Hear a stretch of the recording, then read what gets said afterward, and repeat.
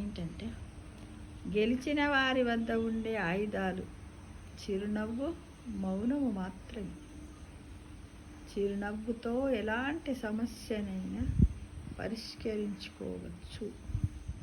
మౌనముతో ఎలాంటి సమస్యను రాకుండా చూసుకోవచ్చు. అంటే గెలిచిన వాళ్ళు ఎలా ఉంటారు? ఎవరిని విమర్శించరు, నవ్వుతూ ఏమి మాట్లాడకుండా మౌనంగానే ఉంటారు కదా. అంటే చిరునవ్వుకు మౌనానికి ఎంత మహత్తరమైన శక్తి ఉందో అని మనం గమనించాలి ఫ్రెండ్స్ కదా.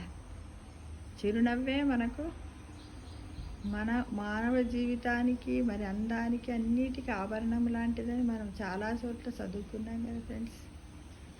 అలానే మౌనముతో ఎలాంటి సమస్య కూడా రాకుండా చూసుకోవచ్చు. ఒకవేళ ఏదైనా సమస్య వస్తే కూడా మనం మౌనంగా ఉన్నట్టయితే దానికి పరిష్కారం దొరుకుతుందని కూడా మనం తెలుసుకోవచ్చు ఫ్రెండ్స్. కాబట్టి ఇది చాలా అవసరమే మరి.